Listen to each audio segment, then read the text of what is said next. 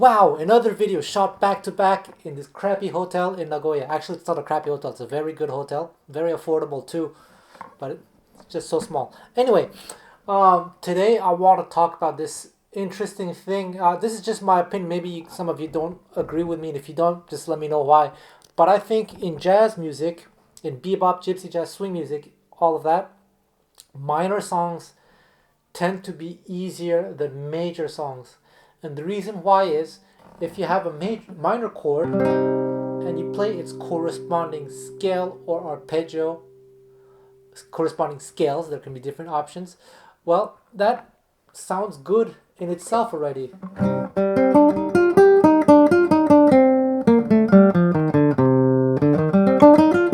you have the dominant chord and you just play the most obvious scale choice, which is harmonic minor, C harmonic minor, or G mixolydian flat, whatever you want to call it. I don't even think about that, but it kind of works, right? But when you have a major song and you do the same thing, let's say C, and you play C major scale, or C arpeggio, it's not that it's not done, but if you only do that, you're going to quickly realize, if you listen to your favorite players, to the actual musicians, that somehow you're not sounding in the style, it's not idiomatic, and something's just not correct, even though grammatically speaking, theoretically speaking, everything you play is correct. And the reason for that is in jazz music, in bebop, in swing music, in gypsy jazz, when you're playing over major tunes, you have to learn how to focus on specific colors to sound idiomatic. And these specific colors, as I've been saying in previous videos, you cannot reduce this to a formula. It's certain notes, there's certain tendency notes, tendency directions. When you play a series of notes, it's very, very deliberate. It's not like going up and down a scale. So for example, if I have a C major scale, C major chord rather, the key of C, instead of just doing, you might be playing, let's say if I'm playing gypsy jazz, I'm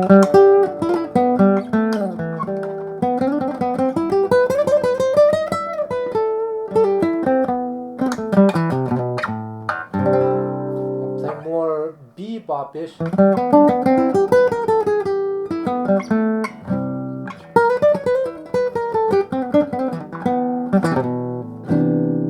Right? Where does this come from?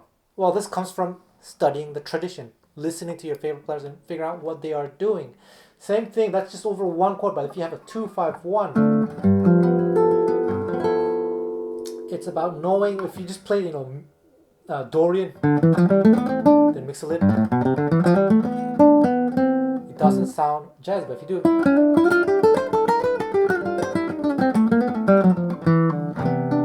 or going a more adventurous,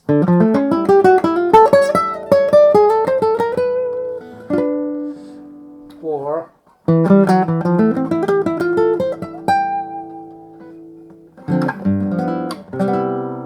that sounds more in the style, right?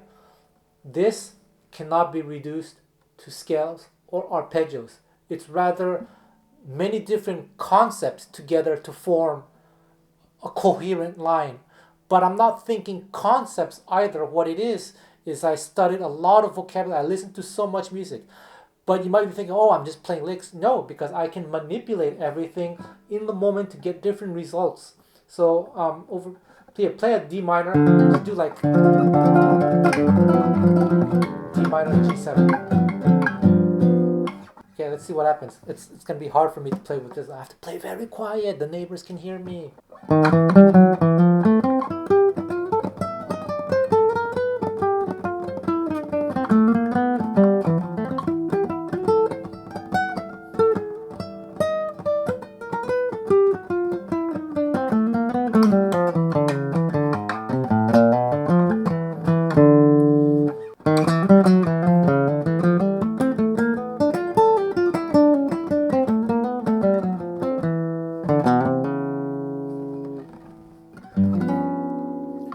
I can manipulate it in so many different ways.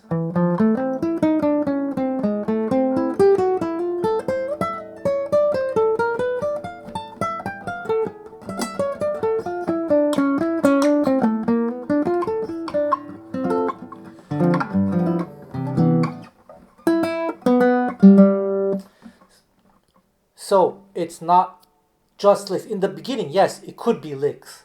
But at one point, after listening to so much music, studying so much, you learn how to manipulate individual cells. And individual cells can be made up of different concepts that can be explained in theoretical ways. But again, I stress this is very important because I'm not thinking, oh, okay, here I'm going to target the third, I'm going to use the upper approach, chromatic, blah, blah, blah. I'm not thinking of that. I'm just hearing sounds. I just know that it's working over this chord. So don't get me wrong, I'm not against theory. But if you start to think that way, it's like a language. You're not going to think, all right, maybe I want to express that I'm hungry. All you have to learn is, I'm hungry. At one point, you can learn variations like, I need something to eat. I want to eat something. I'm feeling hungry. They all express the same thing, right? But you're not thinking, okay, how should I best express this feeling of hunger? Should I start with a noun and then I follow by a verb? No, you don't think any of that, even though you could explain everything that way, right? You just have to get the feeling of it by learning the set vocabulary, the set phrases. And as you get eventually you start to get a hang of how the language works, then you naturally, by feel, know how to express yourself in many different ways. Because that's how a language works. Try this. You're not going to succeed unless you've practiced doing this. Try to make up a sentence using only random words that make no grammatical sense. You're gonna fail miserably because it's not logical. When we speak, here I am improvising, right? But it's following a logic. And so it is with music. You have to learn to develop this feeling, this logic. And you do this by checking out your favorite musicians. Check out major tunes. Whatever, if you're into Gypsy Jazz Swing, check out how they approach the major chords. Each player, check out how they approach the dominant chords, etc., etc. And then there's this other thing about when you're in a major key, there are certain chords that are less important, more important than others. For example, in a 2-5-1 in a major key, this chord, the dominant chord itself, is it can be played, but what is very typical is to ignore the G7 and to think D minor specifically.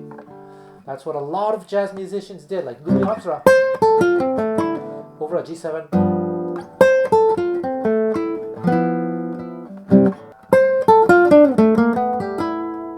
Right? Typical early jazz style phrasing. D minor over G7. And the rhythm section was just playing G7. So you have to do this work on your own because there, as I said, I think in a video 2 weeks ago, where you're treating jazz improvisation as a language, you realize there are different accents, different dialects. And to figure out which style you like best, well, you have to gravitate towards the musicians that you like. Explore what they're doing. So that's kind of the main difference. You know, with minor songs, I'm simplifying things, but I'm not saying that it's going to sound good. But again, you play on over A minor, you play some kind of A minor appropriate scale or arpeggio, it's kind of work. It's going to sound decent. And for the most part, it is what a lot of these jazz players are doing, especially in gypsy jazz. When you have a minor chord, you play minor. Of course, you can decorate the minor chords with different things. But with major songs, there are so many different tendency notes that you can explore. And you have to figure this out for yourself by learning to feel it. Because like I said, I can't tell you, practice this scale formula, practice that. You can practice a lot of different things, but it's often a mix of so many things. Let me just take a bebop phrase. So that's one phrase. What did I do? So here's a bebop enclosure. I have a course on sound slice on bebop vocabulary. Check it out. But it's an enclosure. And then it jumps to this note. Why? I don't know why. It's just because it sounds good. That's what a lot of players did. Then it's the major 7 going down.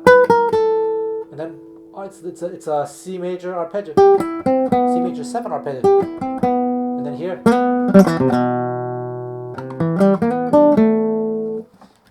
This. So C major 9 arpeggio if you want, but then when you reach the 9 you go down to the 6. Why? I don't know. It's just, this is one of the tendency notes. Chromatically.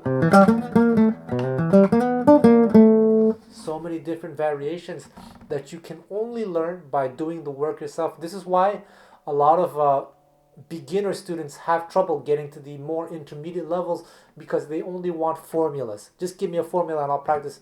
It doesn't work that way.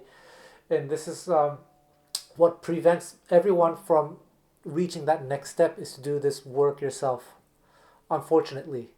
But it should be fun. It's like an adventure. You're a young woman or a young man or a young whatever you are on a discovery, like self-discovery journey. It's like a Disney movie. In case in point, check out the melodies to a lot of these standards, like Girl from Ipanema. Isn't that beautiful?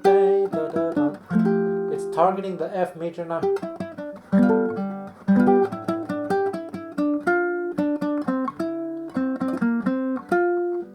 So what was it again?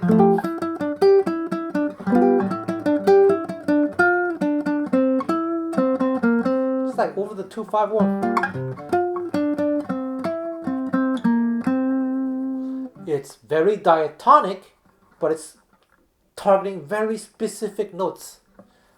Why? Because that's what sounds good. That's what sounds coherent. What sounded coherent to the composer's ears.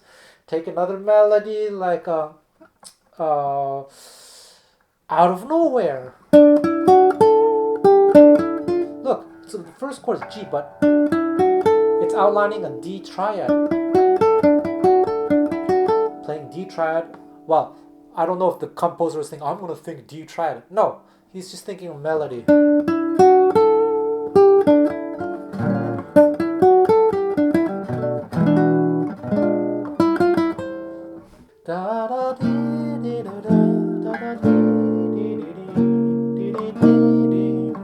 Right?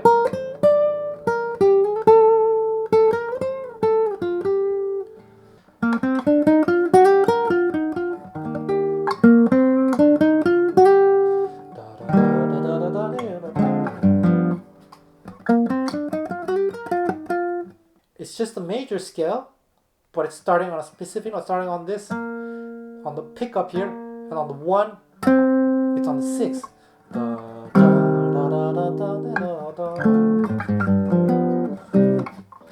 It's about knowing where these tendency notes are and how to voice lead everything. All of Me. Okay, here's an example where, okay, it's just simple C major. Then you have voice leading, sorry for the out of tune. And then here's very interesting. Minor thing. And here, check out D7. Just this melody. So when you have a D7, you're in the key of C. When you have a D7, the 2 dominant. So if you're soloing over a song that has that, which is Girl from Ipanema, when you're on this chord, so you can be soloing over that. But look, check this. That also works over F. So what was that?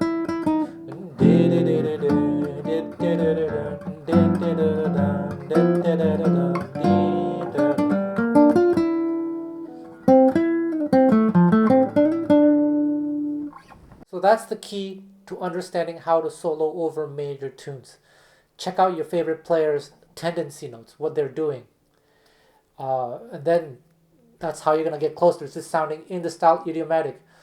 Because all these teachers who mean well, they're teaching you all these scales and everything and arpeggios, but you're not going to get the sound by doing that. You have to do the work yourself. What makes it very challenging is because it's involving the brain a lot. Whereas if I just told you, okay, over a C major chord, just practice a C scale. So all you have to do for the brain is just memorize the C scale pattern quite a few times until it's in muscle memory, and then you just randomly go about. But that's just not how it works. So I hope I don't scare anyone away with this, but it's just the truth. If you really love music and you want to understand how the language works, you got to study the language the way the masters learned the language, which is this way, through this community, as I've been talking about forever on my channel. There are not many teachers who are explaining things this way because it's not what sells. That's why my channel is not so successful compared to others. People want this McDonald's thing where I'm here to give you like the nutritious thing. That's why, all these fast food restaurants are doing better than like, healthy places or something like that. Maybe I'm wrong. Okay, that's enough for today. Thanks, guys.